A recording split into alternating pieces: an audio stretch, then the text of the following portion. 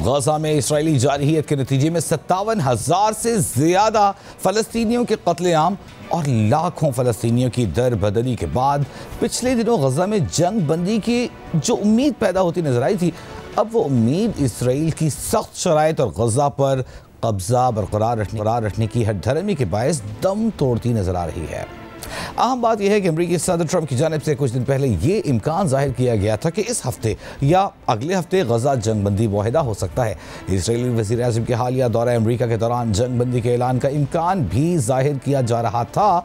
लेकिन अब international media की जानिब से जंगबंदी के मुज़ाकरात में डेडलॉक की खबरें सामने आ रही हैं। इसी हवाले से मुज़ाकराती अमल में फ़लस्तीनी इस्लामिक जिहाद तंजीम के डिप्टी सेक्रेटरी मोहम्मद अल हिंदी ने कतरी टीवी अल जज़ीरा को बताया कि गजा जंग बंदी मुज़ाकरात ताअत्तुल का शिकार हैं और इस ताअत्तुल की वजह इसराइली जारहियत के खात्मे की यकीन दहानी, इसराइली अफवाज का इनखला और गजा में इमदाद की तकसीम का तरीक़ाकार जैसे मामलात का तय न होना है। जबकि रॉयटर्स ने फ़लस्तीनी हुक्काम का हवाला देते हुए खबर दी है कि हमास ने भी इसराइली अफवाज के इनखला का नक्शा मुस्तरद कर दिया है, क्योंकि इस नक्शे के मुताबिक रफ़ा और गजा के दीगर इलाकों में तकरीबन 40% गजा इसराइल के ज़ेरे कब्ज़ा ही रह जाता है, जिसके बाद अब इसराइली मीडिया की जानिब से कहा गया है कि कल इसराइली अफवाज की जानिब से इनखला का एक और नक्शा पेश किया जाएगा।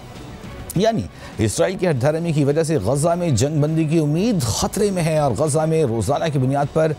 बच्चों समेत सैकड़ों इंसानी जानें ज़ाया हो रही हैं। कल इसराइल की इंसानियत सोज कार्रवाइयों में 110 फ़लस्तीनी शहीद हुए, जबकि आज मज़ीद 50 अफराद की शहादत की रिपोर्ट सामने आ रही है। अक़वाम मुत्तहिदा की तंजीम यूनिसेफ के मुताबिक 2023 में शुरू होने वाली इसराइली जारहियत के बाद से अब तक हर रोज़ औसतन 27 फ़लस्तीनी बच्चे मारे जा रहे हैं, जबकि इस अक़वाम मुत्तहिदा के मुताबिक गजा बच्चों और भूखे अफराद का कब्रिस्तान बन चुका है, जहां रवां साल मई से अब तक तकरीबन 800 फ़लस्तीनी इमदाद की तलाश में मारे जा चुके हैं। अमेरिका और इसराइल की जानिब से गजा में भूख का शिकार फ़लस्तीनियों के लिए बज़ाहिर इमदादी कैंप तो लगाए गए हैं, मगर ये इमदादी प्रोग्राम भूख से निढाल शहरियों के लिए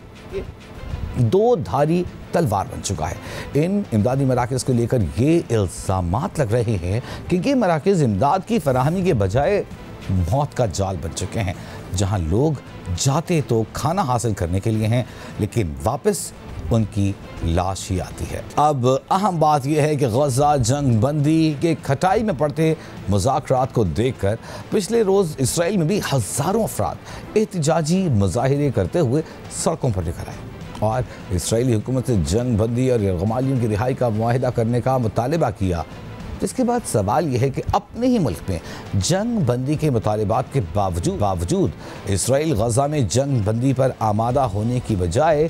जंग बंदी में रुकावट क्यों बना हुआ है। इसी हवाले से न्यूयॉर्क टाइम्स की जानिब से 6 माह की तहकीक के बाद गुज़िश्ता रोज़ एक तफसीली रिपोर्ट जारी की गई, जिसमें बताया गया है कि कैसे इसराइली वज़ीर आज़म जंग के ज़रिए अपने इक़्तिदार को तूल दे रहे हैं।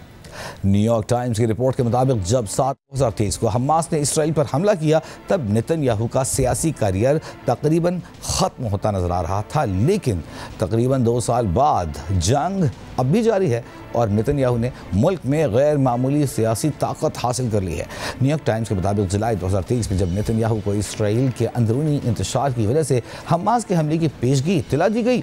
तो उन्होंने ये इंटेलिजेंस मालूमात नज़रअंदाज कर दी थी। लेकिन अक्टूबर में हमास के हमले के चंद मिनट बाद ही नेतन्याहू की इब्तिदाई फ़ोन कॉल से ये वाज़ेह हो गया कि वो हमले को रोकने में नाकामी का इल्ज़ाम सिक्योरिटी और इंटेलिजेंस सरबराहान पर डालकर अपने सियासी मुस्तक़बिल को तूल देने की कोशिश करेंगे।